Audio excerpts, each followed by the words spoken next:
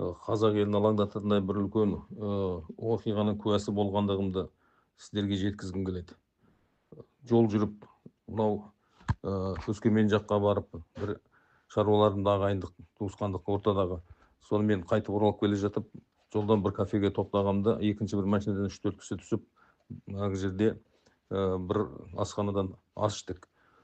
Әңгіме барысында кісілермен сөйлесе отырып, мынау біздің Абай облысының Үржар, Мақаншы аудандарындағы мынау бір жағы бұл елді мекендердің мынау Балқашқа дейінгі аумақпенен ұштасып жатқандығын жеткізіп, олар және де осы әсіресе Мақаншының төңірегіндегі жерлерді қытайлардың алып жатқандығын айтып отыр.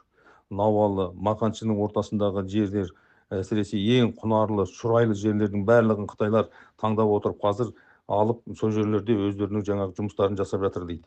Соның ішінде Абдырашев Тұрғали деген азат кәсіпкердің 2-3 мың гектар жерін қытайлар сатып алып, жерді қопарып жұмыс жасап жатыр дейді. Көктал деген ауылда 1300 гектар жерді Турлин Марат деген азаматтың сатып жіберген, ол жерде де жыртып жаңағы жұмыстар жасап жатыр дейді.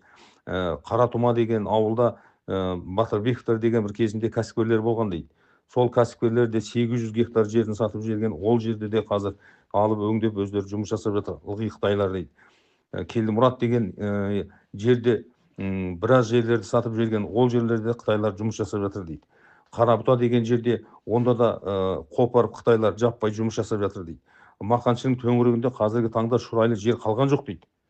Міне дейді, олар бізге дейді күдік туғызатындары дейді, жаңағы азаматтар айтады.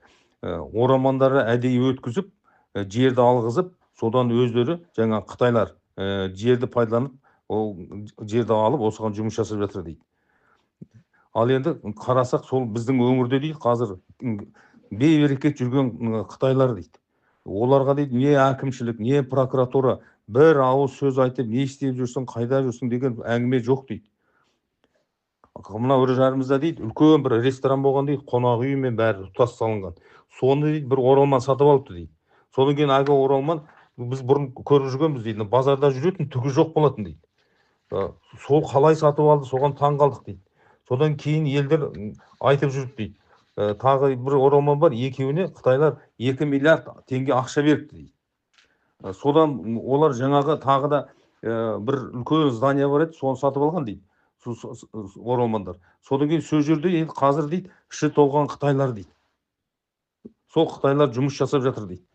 Ал енді ішінде оларға жұмыс істеп көмектесіп жүрген сол өзіміздің жаңа Қытайдан келген оралмандар дейді. Содан кейін бұлар не істейді деп жаңағы төңіректеп азаматтар барайықшы көрейік деп барғанбыз дейді. Соның ішіне кірсек, жаңағы қазақтар өздері бір-бірімен түгел қытайша сөйлеседі дейді. Соны әңгімелерге айтып, сендер қазақтың жерінде жүрсіңдер, өздерің қазақсыңдар, неге сендер бір-біріңмен қазақша сөйлеспейсіңдер деп әңгімелерге ренжідік дейді. Енді қазір міне мынау Бақты менен Аягөз ортасындағы темір жол жаңағы салынғалы жатыр дейді. Онда да қытайлар келіп жаңағы жұмыс бастап кетті дейді. Соған енді басында екі жақтан да жұмысшылар алған. Содан кейін дейді, олар әдейі ұйымдастырды, мөлшері дейді. Анау әкелген соляркасын, анау мынау заттарын бәрі ашық-шашық далаға түгел қойды дейді.